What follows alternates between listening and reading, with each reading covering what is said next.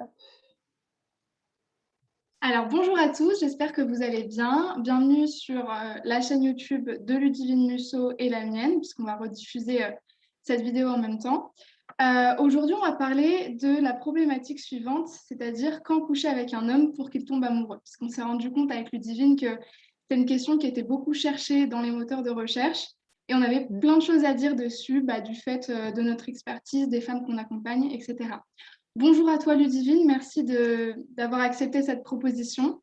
Est-ce que tu Eh ben, pourrais te merci à toi. présenter, avec plaisir, est-ce que tu pourrais te présenter pour les personnes qui ne te connaissent pas de ma chaîne, s'il te plaît? Oui, donc voilà, donc je m'appelle Ludivine Musso, du coup, je suis coach en amour et je suis spécialisée pour aider les femmes à vaincre la dépendance affective et également, en fait, à reprendre le contrôle de leur vie amoureuse pour être complètement épanouies. Exactement. Voilà. Parce que, enfin, juste peut-être petite parenthèse, quand on est dépendante affective, on n'a plus du tout le contrôle sur ça, justement. Ouais, c'est ça. Ouais. Donc du coup, voilà. Alors, moi, je vais me présenter pour les personnes qui regardent souvent la chaîne de Ludivine. Alors, moi, c'est Chloé Mercaer et je suis également coach certifiée en amour. Et moi, justement, j'aide aussi les femmes qui sont en prise à des relations chaotiques du fait peut-être de leurs blessures émotionnelles, à se libérer de la dépendance affective pour être plus épanouies à la fois personnellement en tant que femme, donc elles-mêmes reprendre le contrôle de leur vie pour ensuite être épanouies à deux. Et justement, ce type de problématique, c'est une erreur de pensée que rencontrent beaucoup ces femmes-là, de se dire, pour faire tomber un homme amoureux ou pour contrôler cet homme-là, je vais devoir trouver la stratégie qui fonctionne bien vis-à-vis de ma sexualité. Sauf que malheureusement, c'est pas comme ça qu'on a vraiment le contrôle de soi-même. Est-ce que tu peux nous en parler un petit peu plus, Ludivine, s'il te plaît? Oui, donc justement, alors déjà, enfin, ce qu'il faut se dire, c'est qu'en fait, il y a énormément de pression, derrière, cette question: quand coucher avec un homme pour le faire tomber amoureux? Enfin, moi, comme, je disais, rien que de penser à ça, ça me met beaucoup de pression et c'est pas du tout positif, finalement. Alors déjà, en fait, ce qu'il faut comprendre, c'est qu'il y a pas vraiment de règles précises parce que finalement, je pense que toi aussi, Chloé, on accompagne des femmes, qui, couchent le premier soir finalement et qui, sont encore ensemble, avec le même partenaire aujourd'hui et à l'inverse, des personnes qui attendent parfois même, 30 jours ou voilà 20 jours et finalement, en fait, ça ne marche pas du tout. Donc, voilà, ce qu'il faut comprendre, c'est qu'il y a pas déjà forcément de règles précises. Après, c'est aussi, on peut voir ça quand même, c'est un manque d'estime de soi-même que de se dire: «Parce que je vais coucher avec lui, il va tomber amoureux de moi». Donc c'est pas positif encore une fois parce que, finalement on se rabaisse, enfin, on rabaisse notre personne, juste à cet acte, alors qu'en fait on voit bien que c'est pas du tout une garantie finalement. Après aussi, ce qu'on peut dire, c'est que, globalement, nous les êtres humains, on a quand même tendance à être attirés par le challenge. Donc les hommes donc sont attirés par le challenge et c'est vrai que certains hommes peuvent prendre un petit peu des distances après avoir couché parce qu'on peut imaginer en fait que, ils ont quand même atteint, leur but. Parce qu'en fait, il y avait un petit jeu de séduction, voilà, avec vous, avec la femme et que, finalement, il arrive un petit peu à ses fins.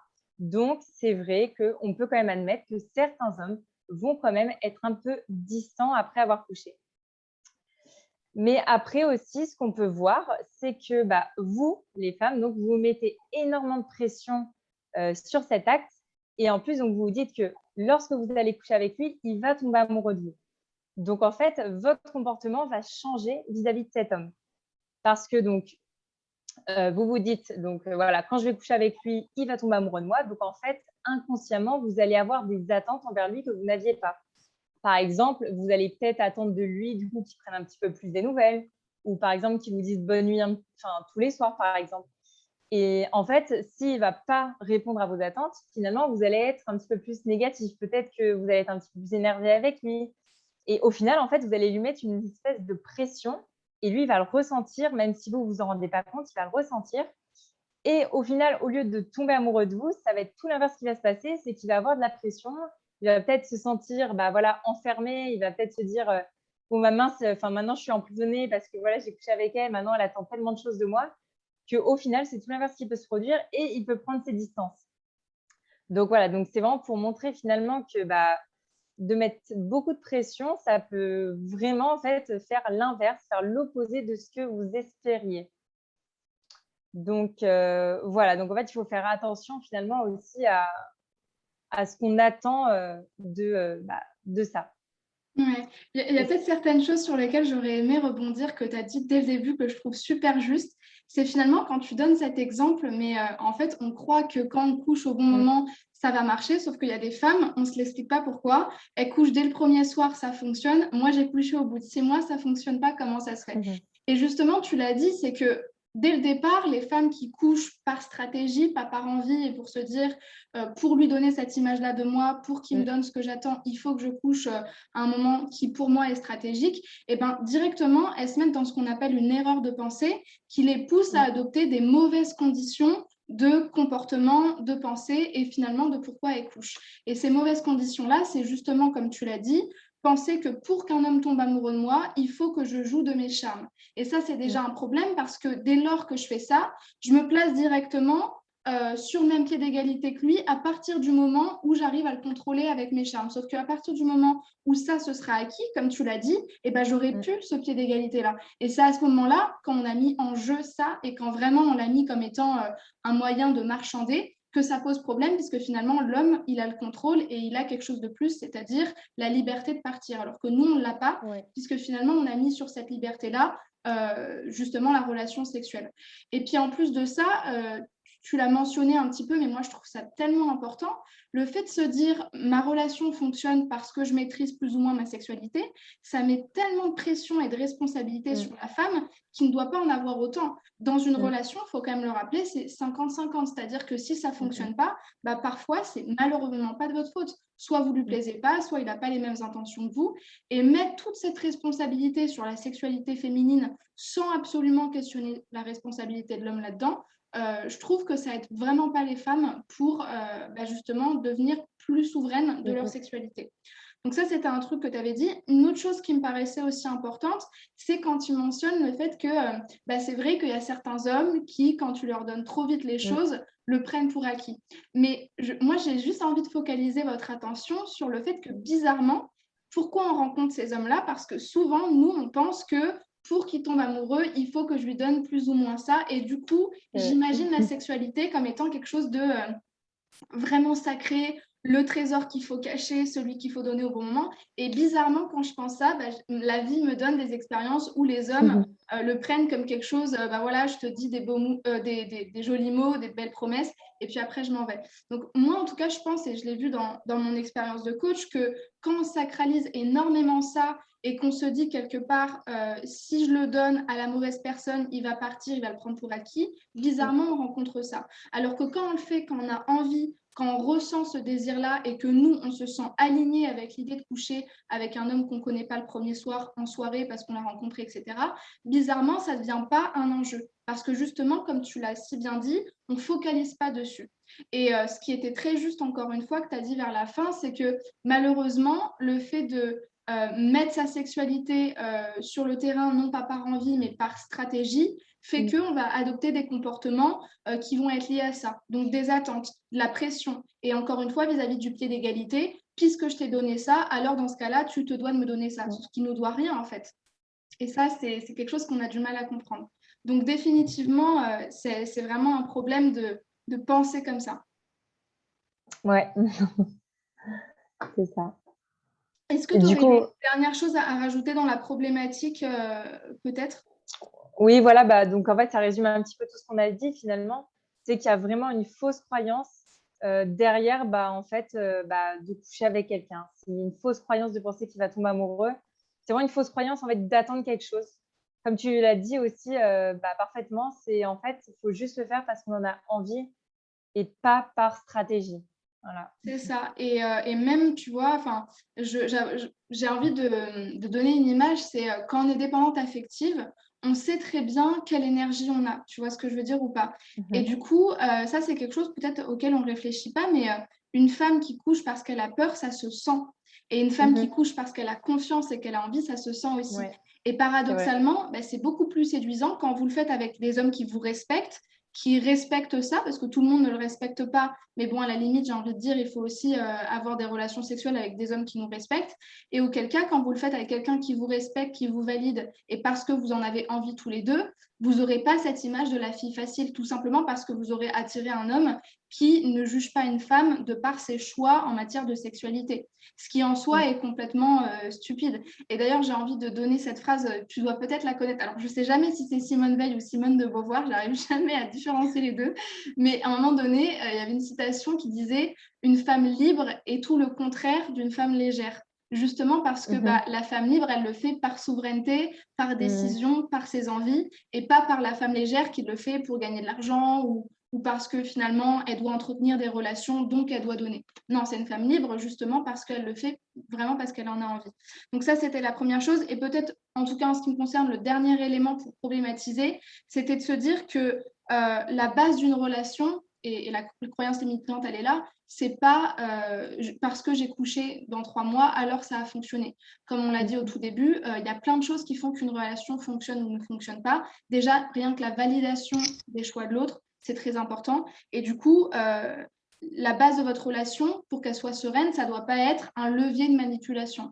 On ne reste pas avec quelqu'un parce que nous, on a de l'argent et qu'on peut l'entretenir, parce que nous, on connaît notre pouvoir en matière de séduction, donc on peut le manipuler, ou quoi que ce soit, en fait. Si vous partez dans des relations comme ça, eh ben, malheureusement, vous ne sortez pas de la dépendance affective.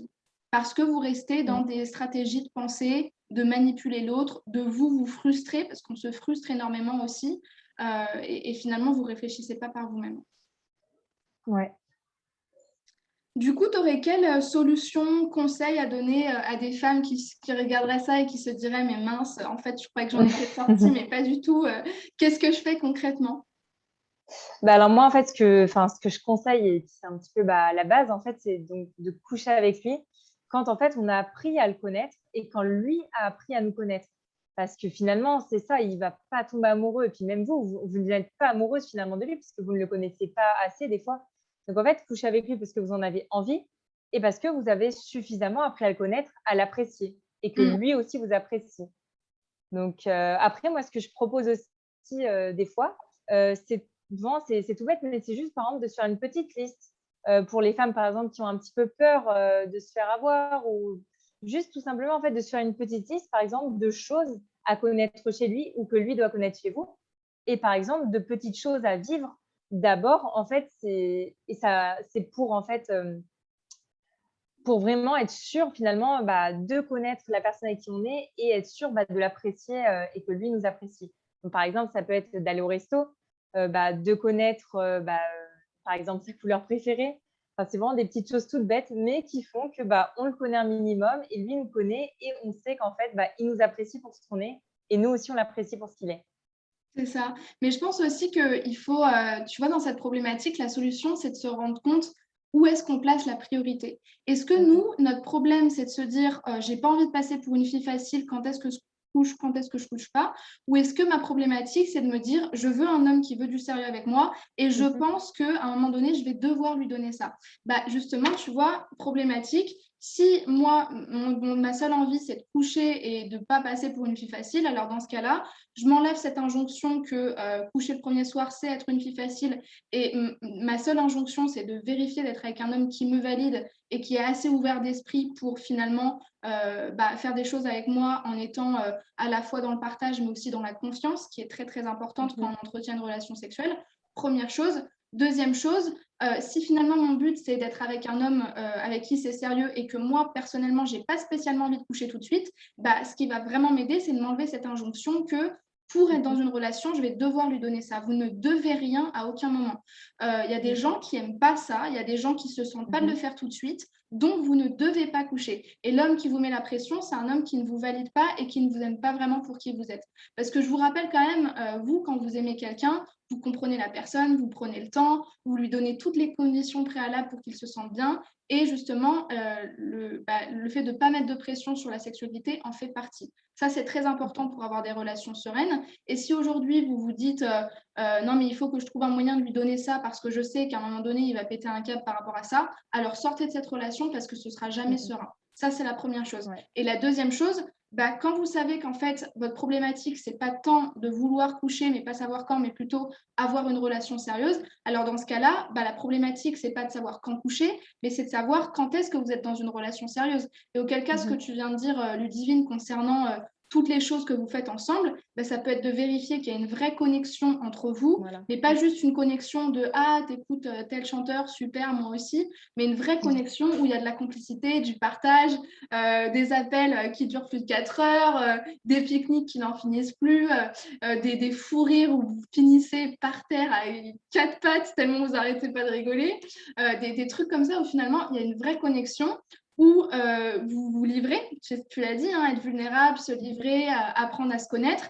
Et finalement, tous ces petits signes qui font que vous savez qu'il y a autre chose qui vous lie à part ça. Et auquel cas, vous pourrez être plus confiante dans le fait que vous êtes avec un homme qui vous comprend, qui vous connaît, avec qui vous avez une autre connexion qui n'est pas celle de la manipulation vis-à-vis de la sexualité. Et ça, vous pourrez le vérifier en justement ne pas lui donnant ça, si vous ne voulez pas faire ça, et en vérifiant le fait que quand je lui donne pas ça, on a toute une autre connexion et du coup, notre relation n'est pas basée que sur ça. Et puis après, vous pourrez ensuite, quand vous vous sentirez prête, quand vous en aurez envie, faire ça avec cet homme parce qu'il y aura la confiance et il y aura tous les critères dont vous a parlé Ludivine qui fait que vous vous sentez bien et aligné et surtout en sécurité avec lui.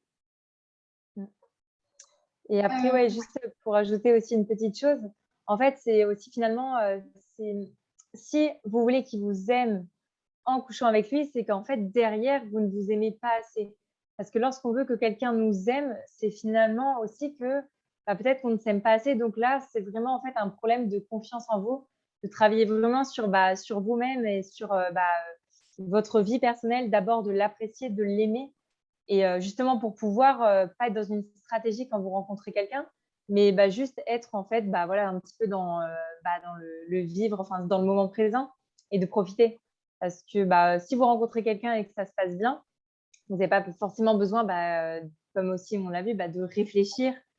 Et parce que si vous avez confiance en vous, vous savez finalement ce que vous valez, donc vous n'avez pas besoin d'attendre quelque chose de cet acte, parce que vous savez très bien que finalement, c'est votre personnalité, c'est toute votre personne qui fera qu'il tombera amoureux de vous. Voilà. Exactement, non, mais c'est un petit point, tu vois, mais super important. Et Mmh mh. évidemment, quand tu dis, tu vois, l'erreur de penser pour être aimé, il faut qu'à un moment donné, je donne de moi-même, c'est déjà un problème en soi. Parce que quand tu Mmh mh. creuses en croyance profonde, quelle est la croyance à la racine de ça, Mmh. généralement, c'est je pense que je peux être aimée, mais soit pas vraiment pour qui je suis, ou alors Mmh mh. à demi-mesure, ou alors je peux être aimée en donnant moi-même. Donc en fait, je peux pas vraiment être aimée. Et dans ce cas-là, tu vois, moi, je me rappelle quand j'étais dépendante affective et que j'essayais d'en sortir, je me faisais cette petite liste dont tu parlais, Mmh mh. must-have, relation, ça ressemble à quoi et tout. Je me l'accrochais dans ma chambre, je me rappelle. Et je me faisais aussi des affirmations. Moi, ça m'a beaucoup aidée. Tu vois, des affirmations vraiment sur acceptation inconditionnelle, amour inconditionnel de soi. Et Ouais. la croyance qui peut être opposée à celle de se dire je ne peux pas être aimée pour qui je suis, il faut absolument que je donne, ça peut être par exemple de se rappeler et de vraiment le ressentir à l'intérieur de soi que je mérite d'être aimée passionnément pour Mmh qui je mh. suis. Je trouve que cette Ouais. phrase, moi personnellement, elle m'inspire énormément parce que ça veut Mmh mh. bien dire que non seulement telle que je suis, je peux être aimée, mais en plus de ça, je mérite le meilleur en termes de relations sentimentales et j'ai le droit d'être aimée passionnément. Donc quand même, on est sur un niveau d'amour assez profond pour qui je Mmh suis, mh. c'est-à-dire sans donner des conditions préalables. Sans me travestir Mmh mh. alors que je ne suis pas comme ça, sans donner de mon corps, etc. etc.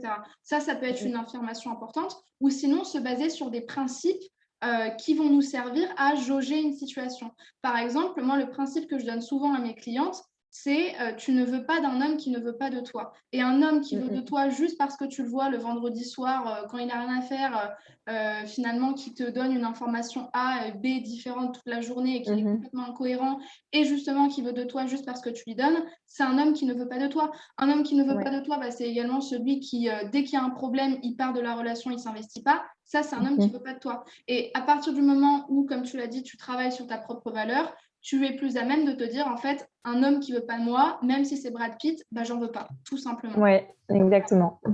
Et le fait de se rappeler aussi que, on l'a dit à plusieurs reprises, mais coucher, c'est pas du tout une garantie, voire même C'est c'est une ça. contre-garantie au fait que cet homme va rester. Parce que finalement, c'est pas une Mmh fin mh. en soi, finalement, tu vois. Ouais.